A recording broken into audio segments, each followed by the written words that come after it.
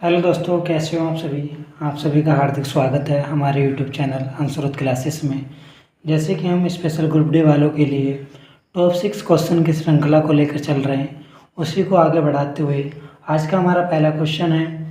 दुकानदार ने एक वस्तु की कीमत इस प्रकार अंकित की जिससे वह उसके क्रय मूल्य पर 20% लाभ अर्जित करे, यानी क्रय मूल्य पर 20% लाभ अर्जित करे। फिर उसने अंकित मूल्य पर 10% की छूट पर इसे बेच दिया। ठीक है, उसके द्वारा अर्जित वास्तविक प्रतिशत लाभ ज्ञात कीजिए। ठीक है, तो कुछ नहीं करना दोस्तों, बहुत सिंपल क्वेश्चन है, समझेंगे। यह लिखो CP, यह लिखो SP। SP मतलब CP मतलब क्रय मूल्य, SP मतलब विक्रय मूल्य, और यह लिखेंगे MRP यानी कि अंकित मूल्य। मान लो CP क्या है हमारा 100 रुपये। ठीक है, उस पर उसने क्रय मूल्य यानी क्रय मूल्य में 20% लाभ अंकित कर, उसके क्रय मूल्य पर 20% लाभ अर्जित करके फिर उस अंकित मूल्य पर यानी कि 120 रुपये में। ठीक है, 20% का लाभ कमाने के लिए 120 में अंकित करेगा। ठीक, अब इस पर उसने क्या कहा, 10% की छूट, यानी कि इसका 10% निकालो। पहले यहाँ को निकालेंगे 120 का 10%। ठीक है, 12। अब 120 में से 12 घटाएंगे तो कितना बचा है, 108। यानी कि अगर वो 10% की छूट देगा, ठीक, 120 पे, तो 108 में ही तो बेचेगा। अब उसने पूछा तो उसका वास्तविक अर्जित लाभ, यानी कि देखो 100 रुपये पे 8 रुपये कमाए। ठीक है, यही हमारा लाभ हो गया, बटे 100 गुणा 100, ये 100 से 100 खत्म, यानी कि 8% आंसर। आई ऑप्शन में आया होगा, जो कि ऑप्शन हमारा सी करेक्ट। ठीक है, अगला क्वेश्चन है। पहले तीन अभाज्य संख्या के एलसीएम का पहले तीन भाज्य संख्याओं का HCF से अनुपात ज्ञात करना। ठीक है, तो दोस्तों सबसे पहली बात तो यह है कि पहले तीन अभाज्य संख्या कौन सी होती है।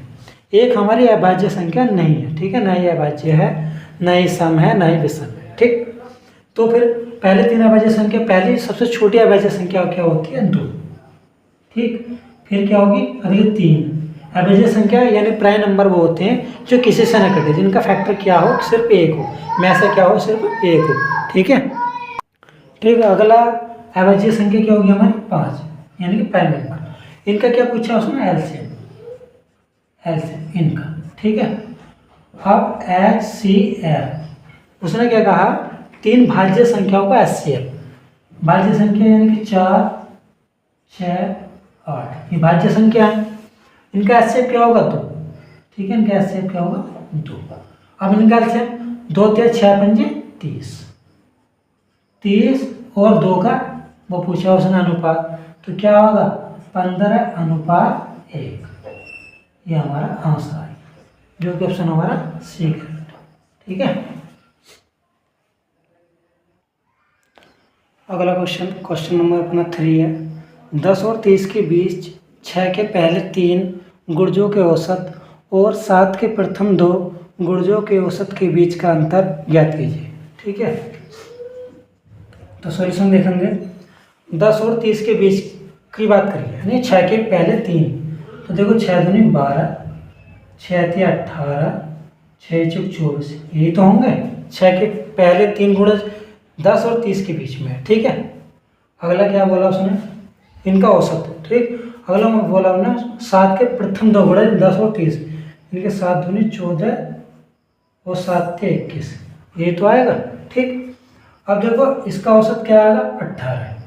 बीच वाला मैंने पिछली क्लास में बताया, औसत जो अगर चाहे तो जोड़ के कर लीजिए, इनको तीनों को योग करके बटे 3, या योग, इनका औसत क्या आएगा, 18। ठीक है, अब इन दोनों का योग क्या आएगा, देखो 14 + 21/2। ठीक है, ऐसे तो निकलता औसत, कुल योग बटे कुल संख्या, 4 और 1 5, 2 और 1 3 और 1 4। ठीक है, बटे 2, 4 और 1 5, 2 और 1 3, सॉरी 3 आ गए।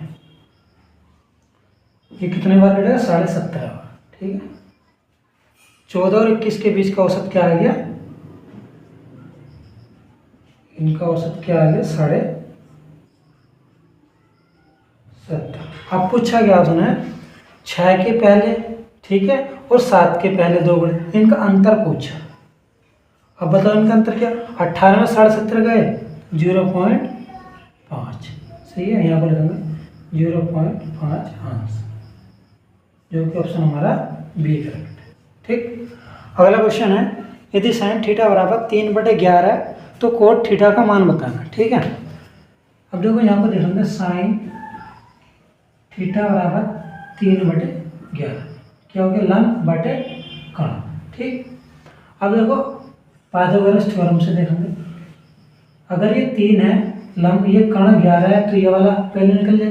पाइथागोरस थ्योरम क्या कहती है, कर्ण का स्क्वायर यानी 11 का स्क्वायर बराबर आधार का स्क्वायर यानी कि यहाँ x मान लो, x का स्क्वायर प्लस 3 का स्क्वायर। ठीक, ये बन गया 121, ये 3 का वर्ग 9 इधर से आएगा, 9 घटेगा यानी कि x स्क्वायर से हटा के ये रूट में आ गया। ठीक, अब x बराबर 121 में से 9 घटाएंगे, क्या बचे 112।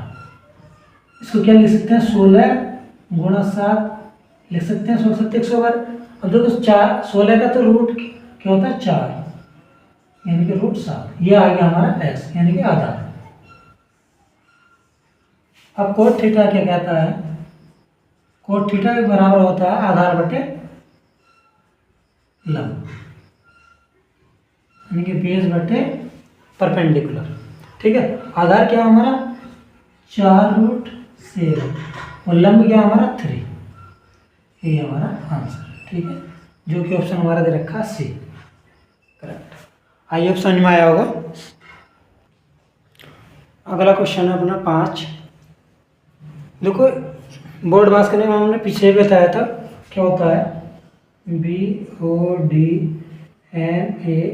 ठीक है, पहले क्या होता है bracket open divide multiply add subtract, यानी कि पहले ब्रैकेट ओपन करेंगे, फिर भाग करेंगे, फिर गुणा करेंगे, फिर जोड़ेंगे, फिर घटाएंगे। ठीक है, तो देखो पहले अंदर वाला सबसे छोटा ब्रैकेट सोल्व करते हैं ये वाला। ठीक है, इसमें ही पहले क्या करेंगे भाग, 2 से भाग करेंगे 26 को, क्या हुआ आएगा 13 चौका 52 यानी कि 31 में से 52 यानी कि 52 में से घटाना 31। ठीक है, 52 में से क्या घटाना 31, 1 2 21 बचा, क्या का माइनस का, यहाँ तक का सोल्यूशन आ गया -21।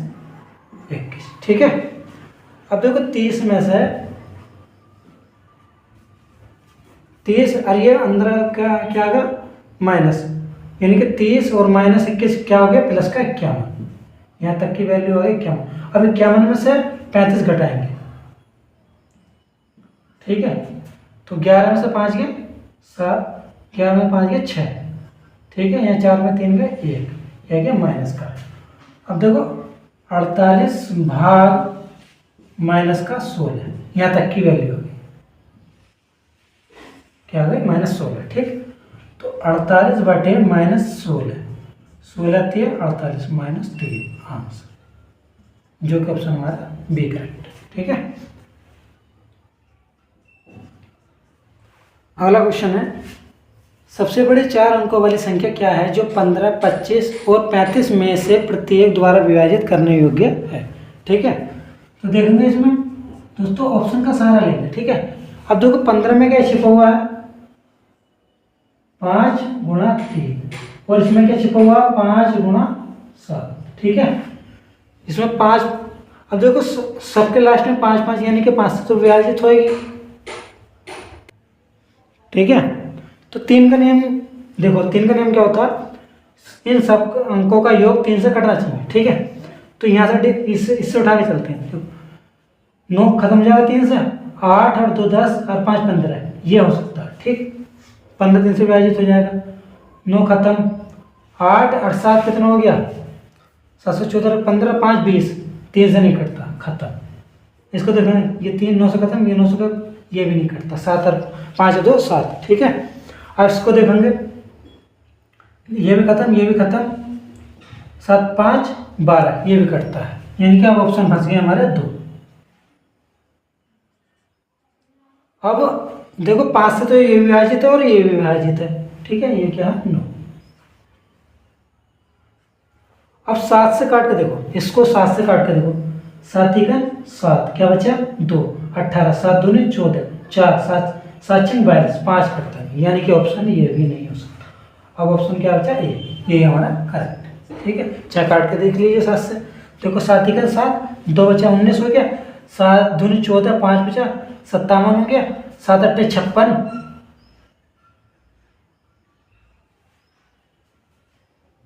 तो चेक करने की जरूरत ही नहीं है, बस यही ऑप्शन हमारा करेक्ट हो जाएगा। देखो चेक करो और चाहे 7 7, यहाँ को देखो 9 9 7 5, ठीक है, 7 से विभाजित करेंगे। देखो 7 7, क्या बचा 2, 29 हो गया, 7 चौक 28, ये बचा 17 हो गया, 7 दूनी 14, 3 7 5 35, ठीक है, कट गया ना। तो यही है हमारा आंसर, जो कि ये 35 से भी विभाजित होगी, 15 से, 25 से भी। ठीक है, ऑप्शन हमारा ए। आई होप समझ में आया होगा। थैंक यू सो मच दोस्तों।